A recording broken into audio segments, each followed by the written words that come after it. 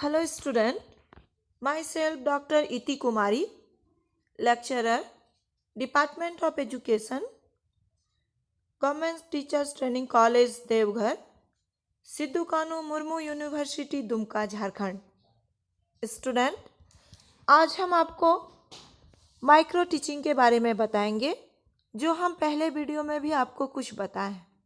जो मेरा first part था वो माइक्रो टीचिंग के बारे में, कि माइक्रो टीचिंग यानी सूक्ष्म शिक्षण क्या है, उसका डिफिनेशन क्या है और उसके गुण क्या है। वो मेरा पहला वीडियो था सूक्ष्म शिक्षण के बारे में, और उसका सेकंड पार्ट लेके आज हम फिर से आए हैं। आप इसको ध्यान से सुनेंगे और इसको समझने की कोशिश करेंगे। तो स्टूडेंट, आज हम आपको सूक्ष्म शिक्षण का ही सब टॉपिक सूक्ष्म शिक्षण व्यवस्था के विभिन्न सोपान, steps involved in organizing micro teaching के बारे में बताएंगे। तो जैसा कि आप यहाँ स्लाइड के माध्यम से देख रहे हैं कि हम आपको सूक्ष्म शिक्षण व्यवस्था के विभिन्न सोपान के बारे में बता रहे हैं। तो सूक्ष्म शिक्षण की व्यवस्था को समझने से पहले सूक्ष्म शिक्षण की प्रक्रिया को समझना बहुत जरूरी है, क्योंकि इस प्रक्रिया में किसी भी शिक्षण कौशल का अभ्यास करने के लिए स्टूडेंट टीचर एक छोटी सी विषय वस्तु पर पाठ योजना बनाता है, और पाठ योजना बनाने के पश्चात वो उसको पढ़ाता है। 5 से 7 मिनट तक पढ़ाने के बाद स्टूडेंट टीचर पढ़ाना बंद कर देते हैं, और फिर छात्र अध्यापक को कई एक स्रोतों के माध्यम से, जैसे निरीक्षण सहपाठी, peer groups, tape recorders, television आदि द्वारा फीडबैक प्राप्त होता है। फीडबैक प्राप्त करने के बाद छात्र अध्यापक अपनी पाठ योजना पर दिए गए सुझावों के आधार पर परिवर्तन करता है, और इसके बाद वह पुनः उसी पाठ को, उसी लेसन को दूसरे 5 से 10 छात्रों को उसी के बाद उसे पुनः पृष्ठपोषण यानी रीफीडबैक दिया जाता है, जिसके बाद वह अपनी कमियों को देखकर अपने शिक्षण व्यवहार में, अपने टीचिंग बिहेवियर में वो क्या करता है, सुधार लाता है। इस पूरे प्रोसेस को जानने के लिए हम कुछ बिंदुओं पर ध्यान दे सकते हैं, जैसे कि हम आपको बता रहे हैं, आप ध्यान से सुनिए। पहला है हमारा प्रशिक्षण महाविद्यालय के शिक्षकों द्वारा पाठ का निरीक्षण करने के बाद फीडबैक प्रदान करना, इसे पर्यवेक्षक कहते हैं। दूसरा है सहपाठी परीक्षणार्थी द्वारा फीडबैक प्रदान करना, इस सहपाठी पृष्ठपोषण पीयर ग्रुप फीडबैक कहते हैं। तीसरा है संपूर्ण सूक्ष्म पाठ को टेप रिकॉर्डर या टेप कर लेना, और टेप को पुनः सुनकर छात्र अध्यापक पृष्ठपोषण करता है, इसे स्व पृष्ठपोषण यानी ऑटो फीडबैक कहते हैं। यानी जो स्टूडेंट टीचर होते हैं वो टेप रिकॉर्डर के माध्यम से सुन के अपनी कमियों को दूर करने की कोशिश करता है। उसके बाद हम आपको यहाँ पे दिखा रहे हैं, ध्यान से देखिए।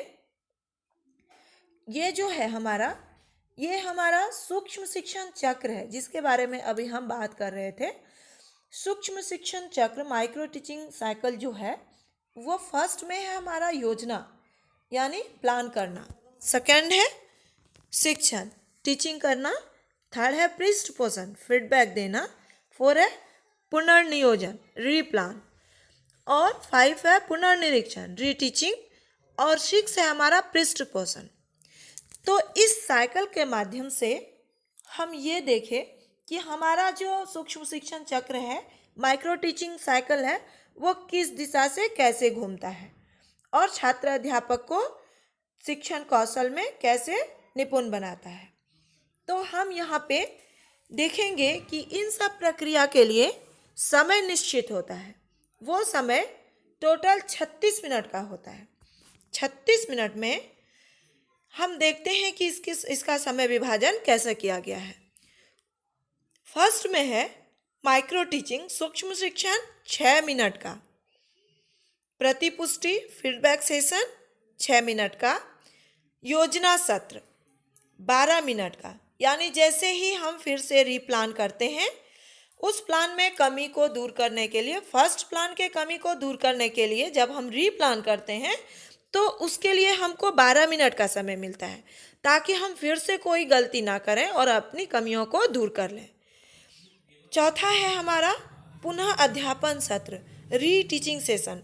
जब हम 12 मिनट तक अपने प्लान को देख लेते हैं, उसकी कमियों को दूर कर लेते हैं, सावधानी बरत लेते हैं, जो भी है उसको हम सीख लेते हैं, उसके बाद हम जब फिर पढ़ाने के लिए आते हैं तो उसके लिए भी हमको फिर 6 मिनट का समय मिलता है। और लास्ट में हमारा जो री फीडबैक सेशन होता है वो भी 6 मिनट का मिलता है। यानी हमको पीयर ग्रुप और सुपरवाइजर द्वारा फिर जो री फीडबैक मिलता है, सुधार के बाद जो हमको री फीडबैक मिलता है, वो भी 6 मिनट का होता है। यानी टोटल हमारा 36 मिनट का समय है। और उस 36 मिनट में हमको प्लान भी करना है, री प्लान भी करना है, फीडबैक भी मिलेगा, री फीडबैक भी मिलेगा। उसके बाद हमको उसमें टीच भी करना है और री टीच भी करना है। ध्यान रहे कि ये जो हमारा प्रैक्टिस सत्र होता है, इसमें गलतियां होती ही हैं और हमको इसी गलती को सुधारने का मौका ये री फीडबैक, री टीचिंग, री प्लानिंग में मिलता है। तो आगे स्टूडेंट ध्यान देंगे। आगे है हमारा शिक्षण मूल्यांकन, शिक्षक योग्यता मूल्यांकन के 14 कौशल। लेकिन इससे पहले भी हम आपको कुछ बताना चाह रहे हैं कि सूक्ष्म शिक्षण प्रक्रिया का जो हम लोग यहाँ पे जो 36 मिनट का बात किए, इससे पहले भी हम लोगों को यहाँ पे कुछ स्टेप्स को फॉलो करना पड़ता है। यानी टीचिंग, री टीचिंग से पहले हमको पहले ओरिएंटेशन का ध्यान रखना होता है। इसमें हम 10 पॉइंट पे ध्यान रखते हैं। मेरा पहला स्टेप्स होता है अभिन्यास, ओरिएंटेशन। दूसरा स्टेप्स होता है शिक्षण कौशलों की चर्चा, डिस्कशन ऑफ टीचिंग स्किल।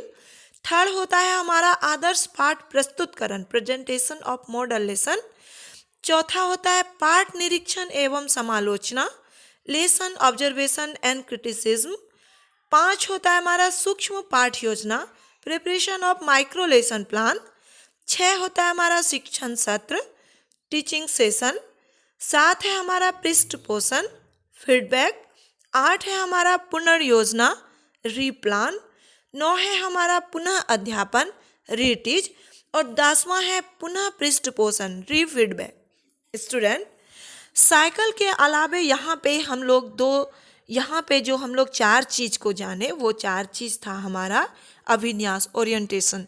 यानी ओरिएंटेशन करने से पहले हमको स्किल के बारे में पूर्ण जानकारी होनी चाहिए। दूसरा है शिक्षण कौशलों पर चर्चा। हम जिस स्किल का टीच करने जा रहे हैं, जिस स्किल को पढ़ाने जा रहे हैं, उस कौशल को पूर्ण रूप से हम पहले अच्छे से उसके बारे में चर्चा कर लें, उसके बारे में जान लें, उसके बारे में पूर्ण जानकारी रखें, उसके बाद ही हम पढ़ाने जाएं। और तीसरा है आदर्श पाठ प्रस्तुतकरण। हम जो लेसन प्लान बनाने जा रहे हैं वो किसी भी स्थिति में सही होना चाहिए, स्पष्ट होना चाहिए, समझने लायक होना चाहिए, रूल के मुताबिक होना चाहिए। ये नहीं कि हम जैसे तैसे बना के और क्लास में पहुंच गए। यानी सूक्ष्म शिक्षण में जैसे तैसे का कहीं स्थान नहीं है। आप उसकी तैयारी पूर्णता के साथ अच्छे से कीजिए। और फिर 5वां है हमारा सूक्ष्म शिक्षण पाठ योजना, जो हम लोग साइकिल में भी चर्चा करते हैं। Preparation of micro lesson plan, जो हम लोग 6 मिनट में बनाते हैं। और शिक्षण सत्र, जो हमारा टीचिंग सेशन होता है। तो इस तरह से साइकिल के 6 पॉइंट को देखते हुए हम इस 10 पॉइंट को भी ध्यान में रखेंगे। इससे होगा ये कि हमसे कभी भी सूक्ष्म शिक्षण माइक्रो टीचिंग के दौरान कोई गलती नहीं होगी। और अगर गलतियां होती भी हैं तो हम उसको आसानी से सुधार पाएंगे। और फिर जब हमारा री फीडबैक आएगा तो उसमें हमारा कोई भी गलती प्रदर्शित ना हो। आगे हम देख रहे हैं कि शिक्षक योग्यता मूल्यांकन के लिए, जैसे कि हम आपको माइक्रो टीचिंग की शुरुआत कहाँ से हुई, तो उसमें हम आपसे चर्चा किए थे कि माइक्रो टीचिंग की शुरुआत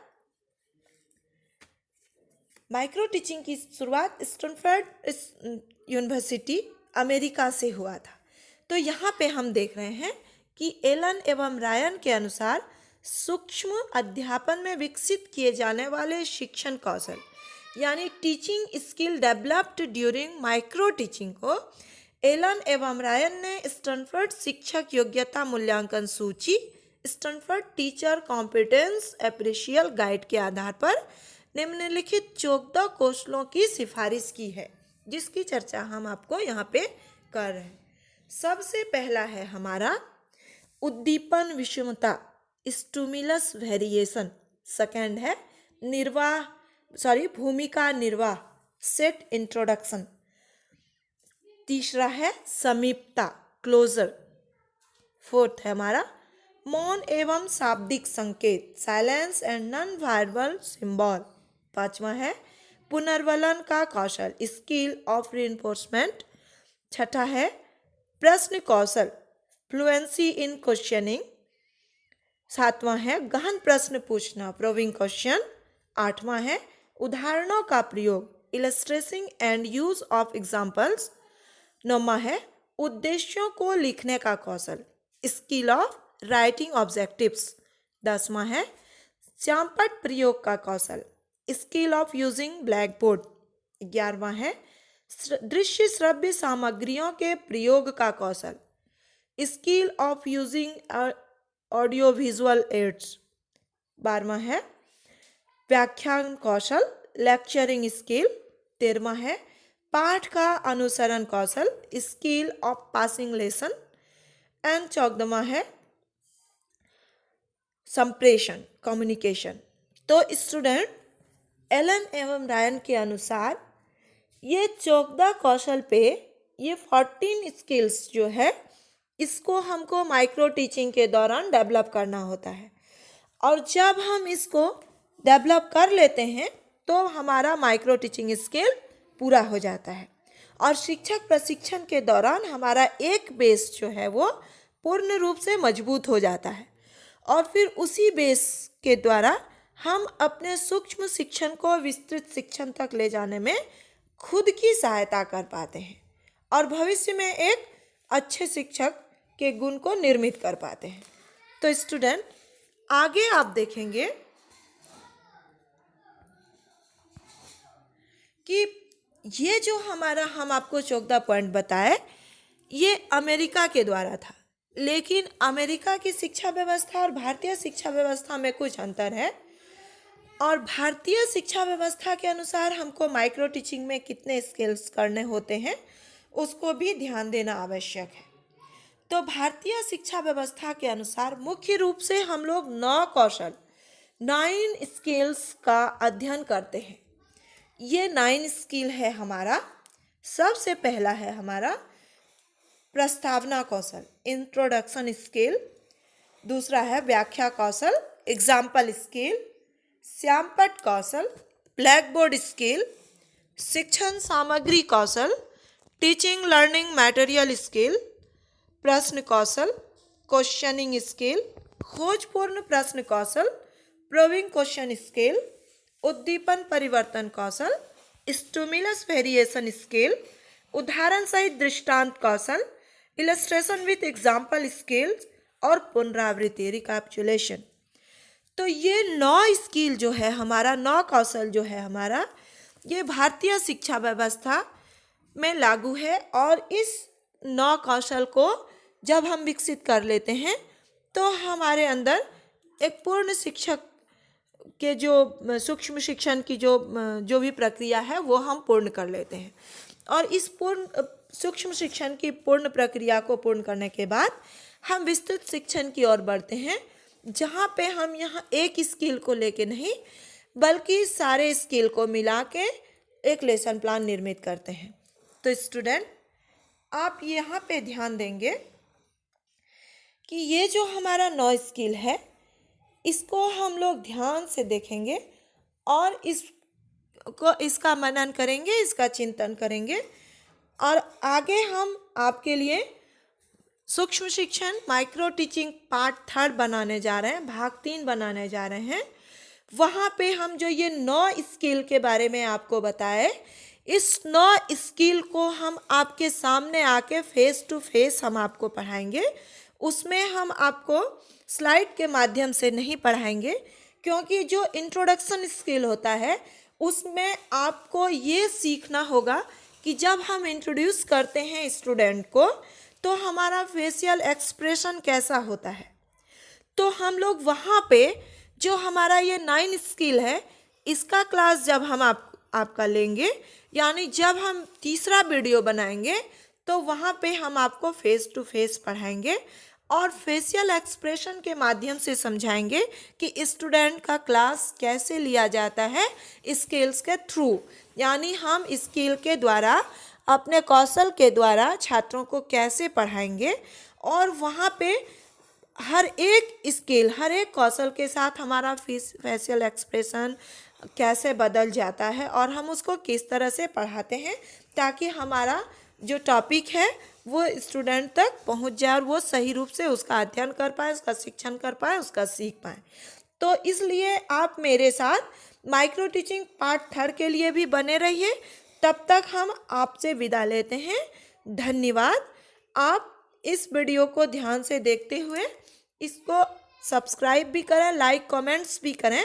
अगर आपको कोई डाउट्स है तो आप कमेंट्स बॉक्स में उस बात को लिख सकते हैं। अगर आपके मन में कोई क्वेश्चन आ रहा है तो आप उसको भी कमेंट्स बॉक्स में लिख सकते हैं। आपको ये वीडियो कैसा लगा ये आप अपना व्यूज़ दीजिए, तो फिर हम आपको उसको अगले वीडियो में सुधार करके आपके सामने लाएंगे। थैंक्स।